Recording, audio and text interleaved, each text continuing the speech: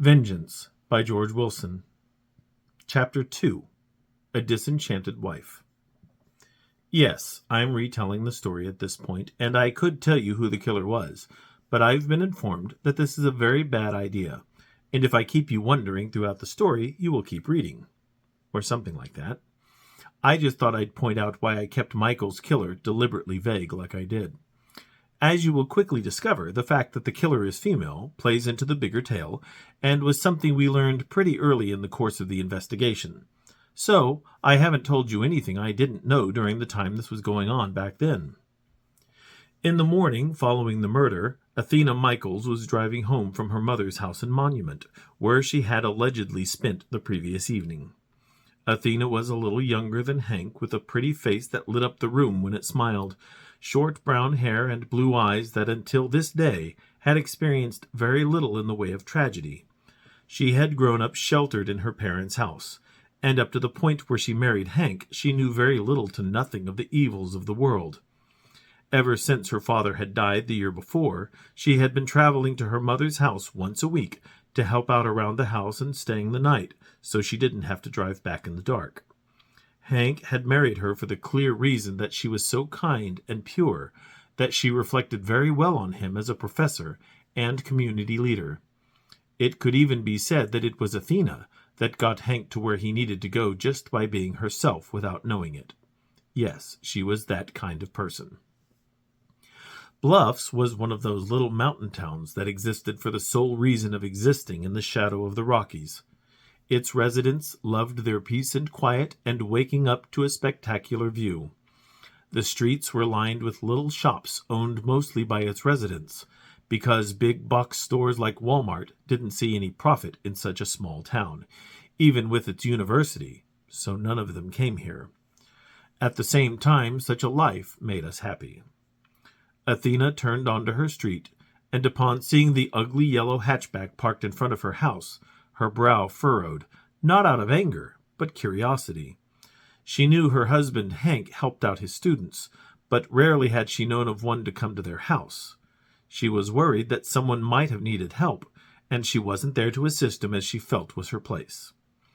She parked her car in the driveway, but rather than pull it immediately into the garage as she usually did, she simply turned off the engine and walked to the car in front of her house. She noted the Bluffs University parking permit, which confirmed her suspicion that the vehicle belonged to a student. She felt of the hood and noted that it was quite cold, so it had been sitting here for a while. As it was nearly 10 o'clock, she wondered when this person would have arrived and why. She looked up and down the street, but no one stirred anywhere. She walked back to her car in the driveway, got back in, and started it up. She pressed the button to open the garage door and shifted the car to drive to pull in. As the door trundled up on its rails, she saw Hank's car still parked in its place. This was very strange indeed. He should have been at the college by now. She pulled into the garage, grabbed her overnight bag, and pressed the button to close the door. She got out of her car and touched the hood of Hank's. Like the car out by the curb, his hood was cold, so he had been here all night. She wondered what could have gone wrong to create such a scenario, since only something very wrong would have allowed him to miss work. With a combination of curiosity and worry, she opened the door to the house and stepped inside. The first thing she noticed was the sound of the shower running in the bathroom. She set her bag down in the bedroom, pausing for a moment to notice the unmade bed and items knocked off the nightstand before she walked to the bathroom door. "Hank," Athena said, "is everything okay?" She pushed open the door and looked toward the shower. The curtain was open, and water had puddled up on the floor around the base of the tub. Athena took a step into the room and then froze as she noticed the body still lying in the running water. Based on how she was lying there and her pallor, Athena knew she was dead. But why would a college girl be dead and naked in her shower? Hyperventilating, Athena backed out of the bathroom and fumbled in her pocket for her phone. Her fingers shook as she tried to maneuver the screen of the phone to call the police. She walked into the living room as she worked with her phone. No sooner had she pressed the talk button than she looked up and saw what awaited her in this room. She barely heard the voice of the 911 operator when she dropped her phone as she stared over the body of her husband. Dried blood caked all over his body from a dozen wounds, and a pool of it congealing on the floor around him. She fell to the floor and scooted away from him, squeezing herself against the wall, willing her eyes not to look. Her body shook as her emotions took hold, and memories of days and years that she would never have came crashing down upon her, and the memories of every time she had touched and held him suddenly meant so much more, since she would never have that again. Her stomach leapt into her throat, and she inhaled deeply as the situation finally crashed onto her consciousness until she was no longer able to contain the horror around her. She screamed out of anguish. She screamed out of fear. She screamed out of loss. The tears streamed to the floor until she fainted out of pure exhaustion, and her mind wandered into her past. The last time she had seen Hank alive was in their garage the previous morning as he was leaving for work. He had been dressed in a two-piece gray suit with a blue tie and white shirt, which was very typical of how he dressed every day. He pressed the garage door button as he walked to his car, and Athena had been right behind him to see him off, as she had done nearly every morning since they had been married, with very few exceptions. She wrapped her arms around him and kissed him while the door opened. Once the door hit its apex, and the rumbling of the door's motor pulling it along its tracks ceased, he pulled away. "I gotta go," he said, smiling gently at her. She nodded. "Okay, I'll miss you, Hank." "I'll miss you too, gorgeous. Be careful out there." "I will," she replied. "Have fun in this big house without me." He smiled. "I'll try." He walked to the driver's side of his car, unlocking it with his key fob as he approached. The headlights flashed briefly in response. "I love you," she called to him. He turned to her and smiled. "I love you too." And that was it. She had stood in the doorway to the house as he pulled out and remotely closed the garage door from the car.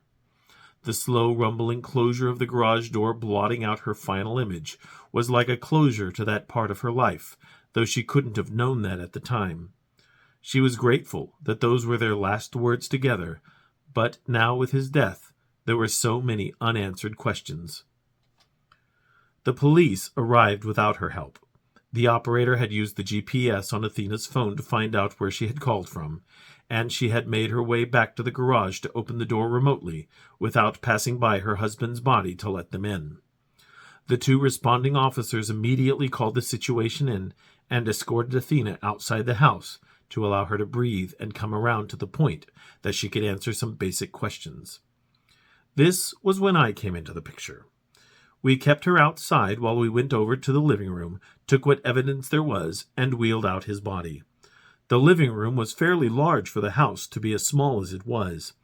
An end table was positioned at the end of the couch, which extended the look of the hall that led to the bedrooms, and a love seat, which they had placed against the front wall parallel to the opening of the front door, creating a small walkway between the end table and the love seat. Large twin windows adorned the front wall of the house, and a television stand with a satellite receiver, Xbox, and DVD player rested against the wall with the door that led to the hall, and there was another small walkway between that wall and the end of the couch. The living room was separated from the kitchen by an open wall with a bar, and the dining area, I hesitate to call it a room, was to the left of the kitchen as viewed from the front door. The back door of the house was directly across from the front door, in almost a straight line between the dining area with the table and a pair of chairs in the kitchen. For evidence, honestly, the killer didn't leave much for us to go on. No murder weapon, no footprints, no fingerprints, not so much as a stray hair. We combed every inch of the living room, kitchen, and dining area before I allowed Athena to come in and sit on the couch, while we attended to the other victim in the bathroom. The scene was just as empty of evidence, which showed us that the killer had put considerable thought into the crime and was very thorough about hiding their identity. About the time we got Miss Yule loaded into a bag and wheeled out, I heard another voice trickle in from the living room. "Athena?" the female voice asked with considerable concern. Athena jumped up from the couch, ran to the strong, very fit woman standing in the doorway, and threw her arms around her. The woman was Kathy Brackett. She was a little older than Athena, and in better physical shape than the majority of the police force. Her face was absolutely beautiful by any worldly standard, though pains of years past left it looking like it would retain nothing more than a serious expression, even if she smiled, with brown hair that stopped at her shoulders, and blue eyes that would burn a hole in whomever crossed her. Compared to the petite Athena, Kathy was imposing. I listened from just outside the living room, waiting for my chance to take over the conversation. "Oh, Kathy, I can't believe it," Athena whimpered, wiping the tears from her eyes. Kathy's serious expression had softened considerably to the way a nurse might look when delivering bad news, and her voice was gentle to try and calm Athena. "What's going on?" Kathy asked. "I just looked outside and—" "Hank's dead," Athena said with a broken voice. She sniffled as Kathy appeared to take this in, her face a mixture of shock, worry, and thought. "Dead?" Kathy finally said, finding her voice.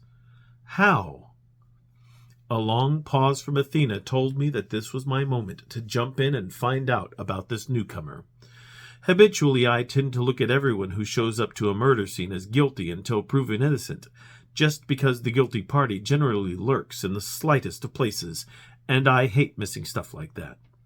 I also rather like to make an entrance, which they had set up just perfectly for me in that almost rhetorical question and failed answer. "Someone killed him," I said, taking a good look at the tall, rather imposing woman, whose look told me that I need a better manner to take with the death of her friend's husband. I don't concern myself with ceremony, really. I'm just very direct, primarily because I find that to be the best way to deliver any kind of information.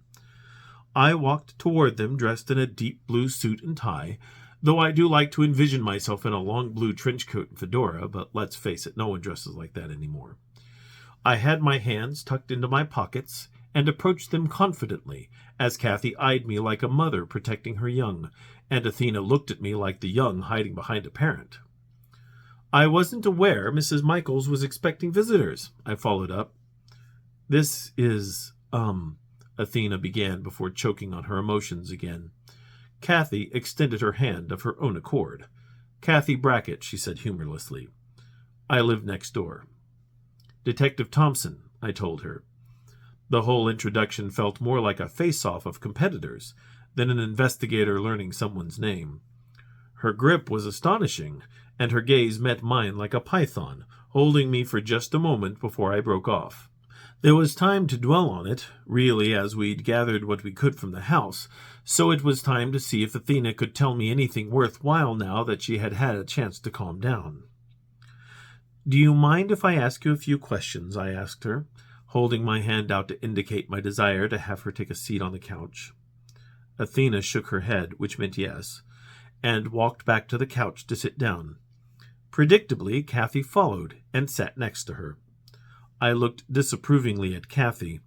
This was not an ideal situation, as I would prefer to get individual testimonies untainted by each other. Together they could feed off each other's thoughts, and even worse, one answer for the other. Based on my assessment of Kathy so far, I really felt like she might be a problem in taking over to protect Athena from what she might perceive as aggressive questions. I think Athena noticed my look. "Can she stay?" Athena asked, though I could also say she begged. By stark contrast to her friend, Athena was quite sweet. While I thought Kathy would fold me in half if I let her, Athena would set her room at ease and call the nearest gentleman to her aid at the flutter of her eyelashes. My chivalrous side almost immediately agreed without a second thought, but I had to stick to the case and my procedural preference. "I'd rather speak to you alone," I told her coldly. "I'd like her to stay." Athena shot back just as cold. I was not in the mood for this sort of argument, so I thought I would just angle my questions and see how they both reacted initially. If I hit on anything sensitive, I figured I would at least get a reaction from one or the other. "Fine," I said as nonchalantly as I could. "Now, Mrs. Michaels, are you familiar with that car out there?" "No," she answered without a glimmer of hesitation, so I had no doubt that she was telling the truth there. "It belonged to the young woman we found in your shower, Jody Ewell. Do you know her?" "No. Is she a student?" Her blank expression and tone of voice spoke volumes, which told me that she was completely clueless of this whole affair, or she was an exceptional actress. Time would tell which was the correct assessment. She is. One of your husband's students, actually. Were you aware that your husband was having an affair with Miss Yule?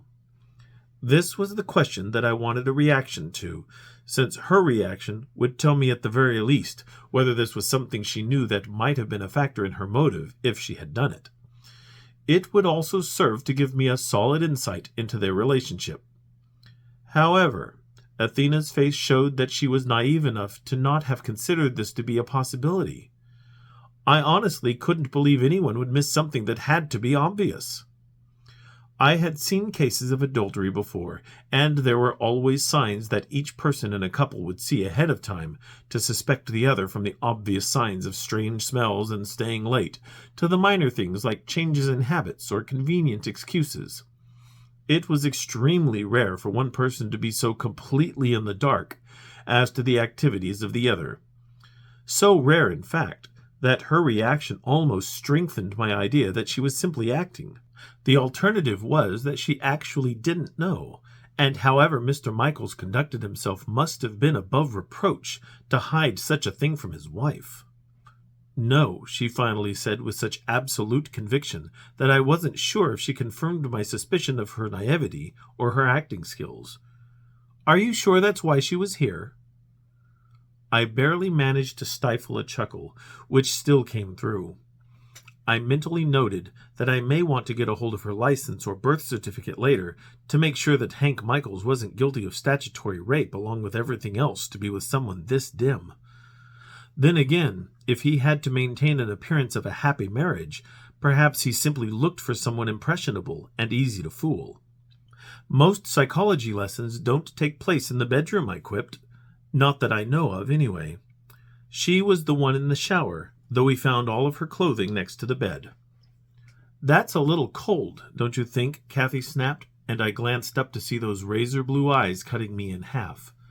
Clearly, her sense of humor did not extend to this situation. I dropped the smile and grew cold in return. Truth hurts, I noted. Athena dropped her head and started the waterworks again. Part of me felt sorry for her, but I had to keep my distance. Something about this wasn't right beyond the obvious. Hank and I were in a happy, loving relationship, Athena insisted through her tears. Why would he cheat on me? When was the last time you talked to your husband, Mrs. Michaels? I asked, obviously needing to figure out who did this rather than judge anyone on their powers of deduction or discretion. She recalled being at her mother's house last night at 10:10, knowing the time because of an old digital clock that hung in the hall of her mother's house right next to her mother's old-school corded phone, as it had done for a couple of decades. She had always stared directly at it right after dialing anyone's number on that old phone. I asked her why she decided to go to a landline phone to make this call instead of using her cell phone, which she used to call us, so I knew she had one. Most people these days would have made the call from their bed on their mobile, rather than taking the extra steps to walk into the hall of a house to use an ancient corded phone, especially in these days of unlimited usage and everything. It just didn't ring logical to me. Her answer was right in line with everything else I had learned of her, in that she was very much a creature of habit and tradition, and she wanted to use the old landline to call her husband, because she had talked to him on it when they had first met. It was nostalgic for her, and overall brought back some very good memories, making the call that much better. Honestly, the way she spoke of it made me a bit ill, but I figured if that's what worked for her, then I could still acknowledge that I've heard weirder and worse. She carried on by saying that she was ready to go to bed, but decided to give her husband a call to tell him good night, as she has done on occasion just because she missed him. Again, with the tradition and nostalgia. Given what I had seen so far of her, I found this completely believable. She had dialed their home number, and not his cell, which would make this part of the story completely confirmable in about 30 seconds when I pull phone records, which was connected to a cordless phone beside their bed, and waited while it rang. "Hello?" Hank answered in a groggy voice. I asked if she was sure that he actually sounded tired, and she insisted that he did. I had my doubts. "Hi, honey," Athena said cheerfully. "Did I wake you?" "Yeah, but it's okay," he replied. "How's your mom?"